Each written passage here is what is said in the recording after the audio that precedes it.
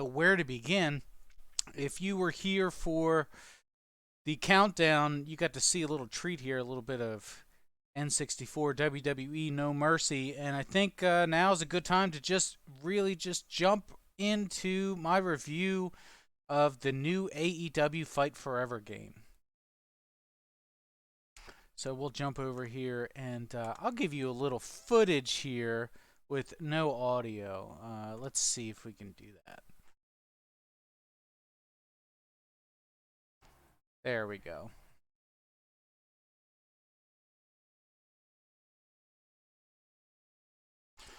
Okay, so if you're an old timer like me, you remember the dawn of the wrestling video game, and it all started with the WWE games. Of course, there were some other ones sprinkled in there, some WCW versus NWOs, and some Def Jam Vendettas, some Fire Pro Wrestlings. They're all good in their own way. Some of them are just bad in every way.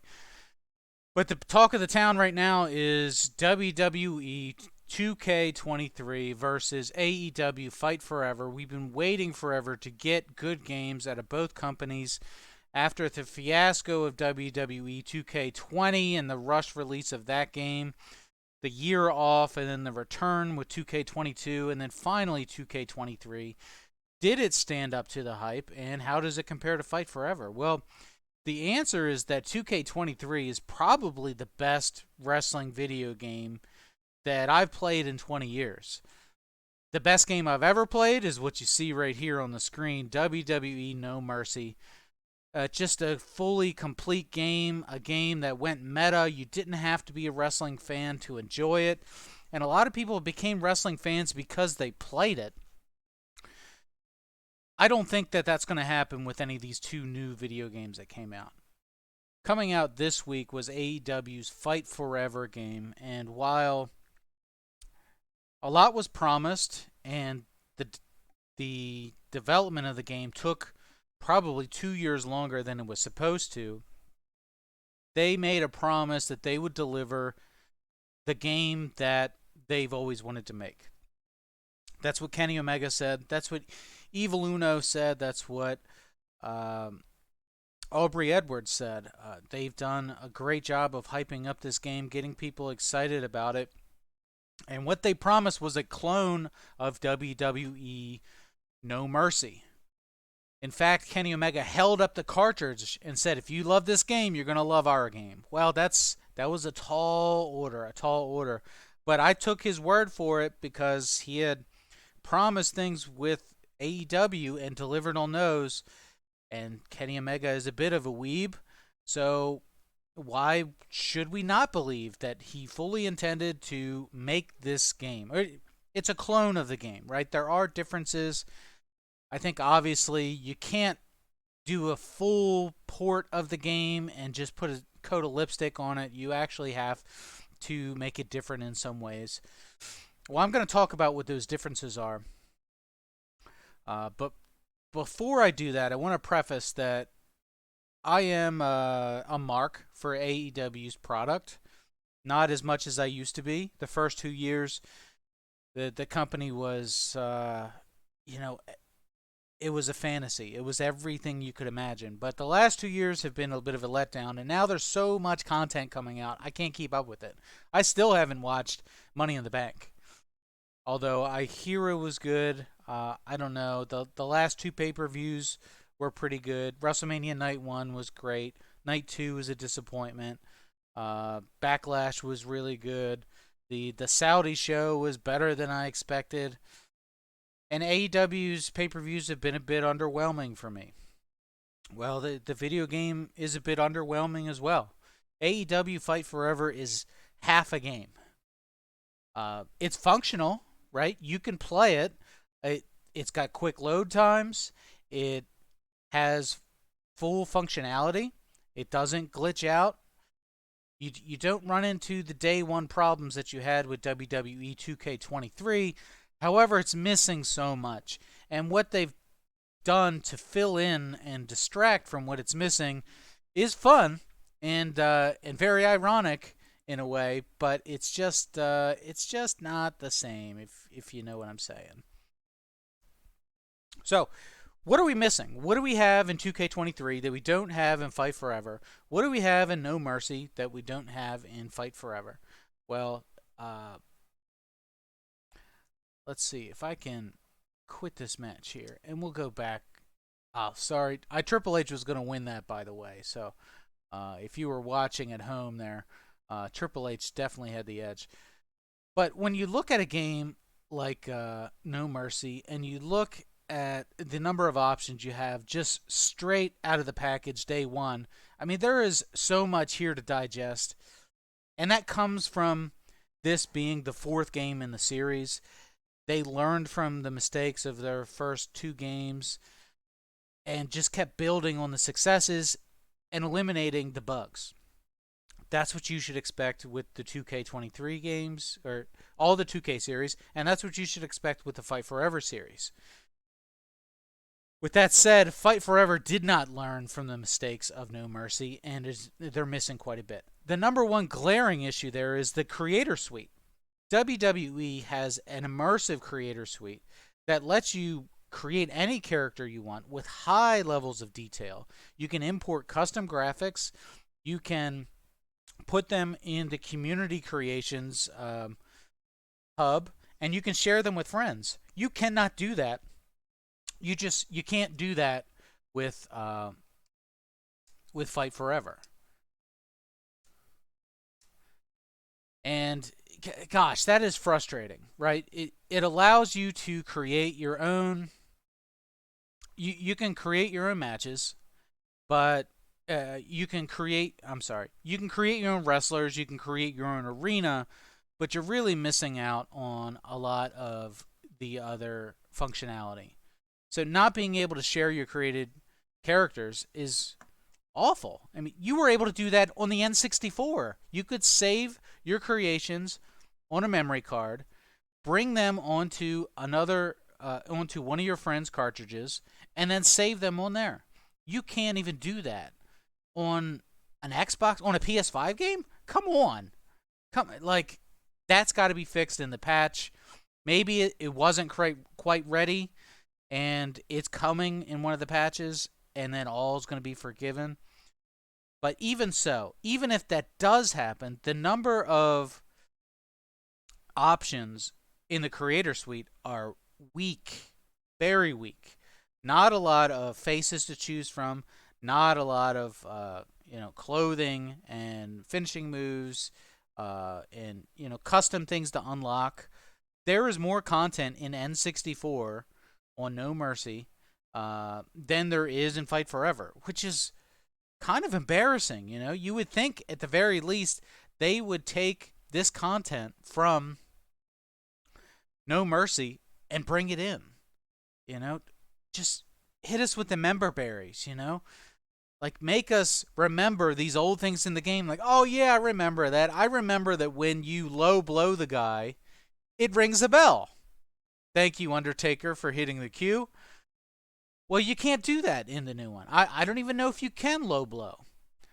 One of the things they did add is that you can steal the finisher of your opponent. However, not everybody can do it.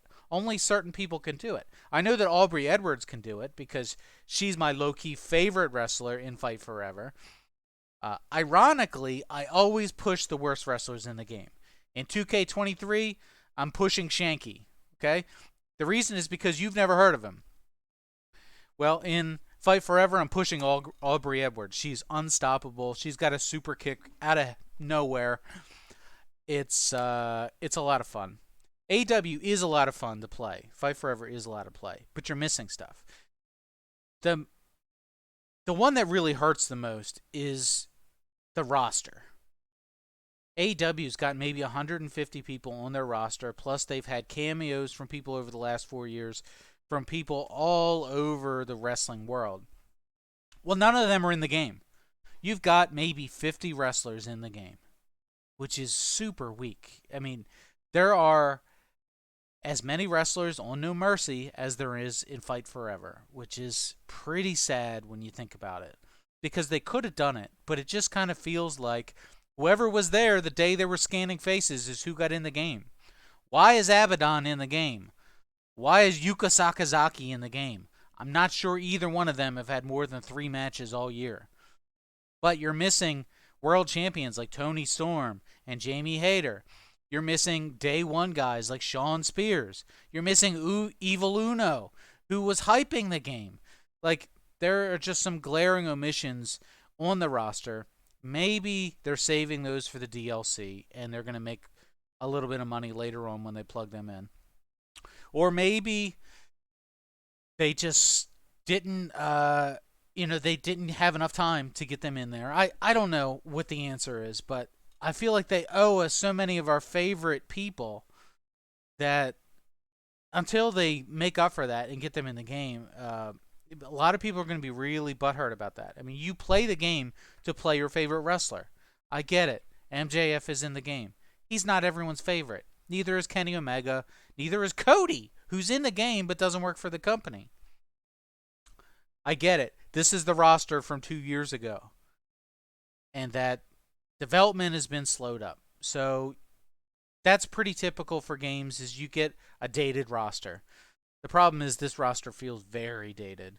And if they're not releasing a new game in less than 18 months, it's going to be a real disappointment. People are going to lose their patience with the product and maybe give up altogether. So I think it took a couple games for the N64 ports from THQ to really catch on and for them to become a must-have game.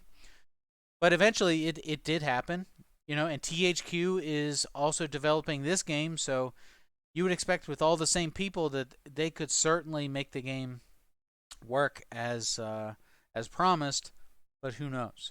So just some other items here. The match stipulations, there's not a whole lot to choose from. Yes, you get an exploding barbed wire match that's very, very bloody. Appreciate that. I liked being able to see people thrown in thumbtacks, but you're missing things like a TKO match or a first blood match, which would have been really nice to have, because those kind of quirky gimmick matches are what you do when you get through all the main content. Then you start trying out some wacky stuff. And that's where the game develops a lot of its replay value. You can only play through the story mode so many times. And let me tell you about the story mode. The story mode is fun, right? But it feels very much like AI wrote the story. You will, for some reason, they felt the need for you to go out to eat in every town that you visit and then give you a history lesson on the history of the food in that town. I didn't care when nacho cheese was invented. I don't care what a geoduck is. I don't need to know these things, right? I don't need to see my character sitting in a booth and eating a meal like it's like he hasn't eaten in 2 weeks. Like they just pulled him off the island. You know what I mean? Like, give me some of the backstage stuff, which would have been nice. If they're going to eat, put them in catering. Make it realistic. Like, we don't need the kayfabe. We're smart marks. We watch AEW. We don't need really goofy stories. Like, just keep it simple. That's my take on it. But, let me know if you agree or not. The 2K23 series has a really good story mode. It really blows everything I've seen in other games out of the box.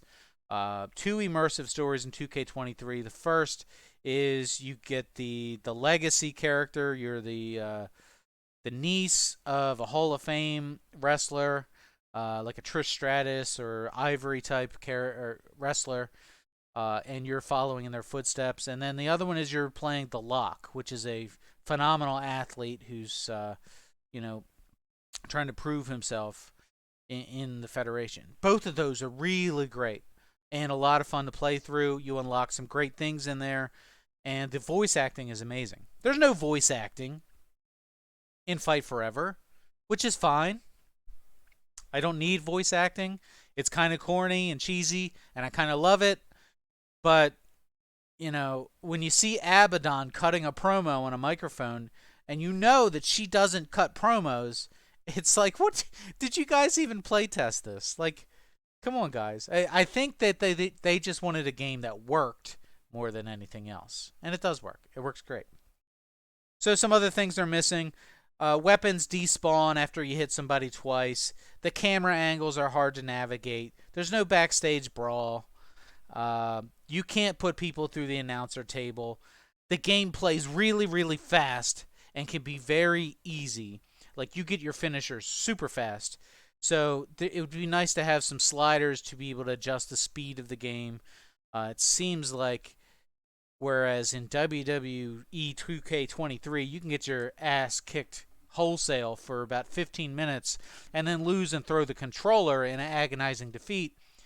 In Fight Forever, the matches take somewhere between 2 and 5 minutes.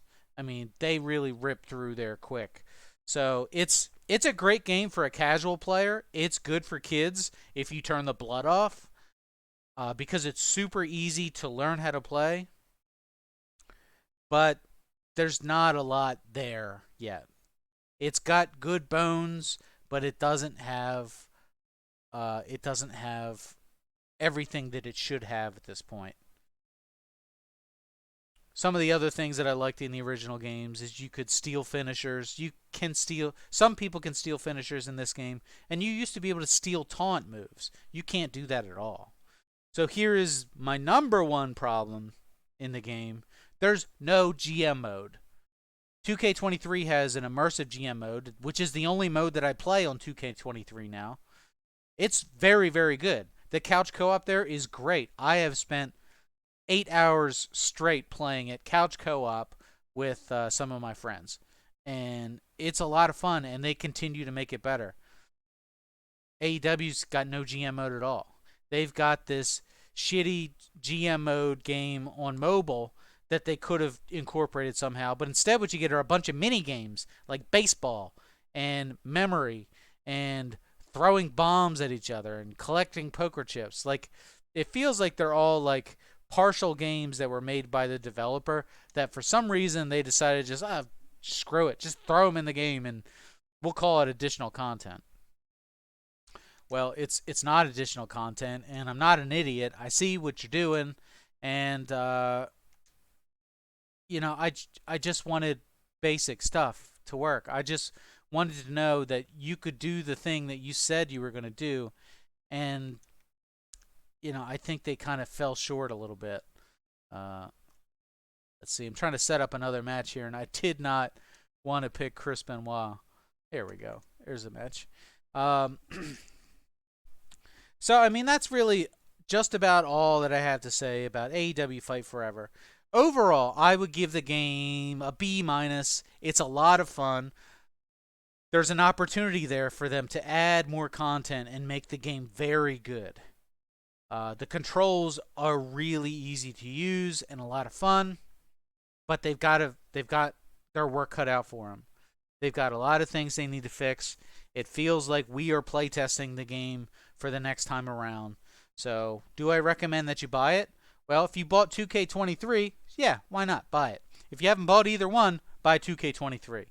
Just know that 2K23 has a way of just crushing your spirit. If you play competitively or if you play on hard mode, it's very difficult to break out of a series of moves.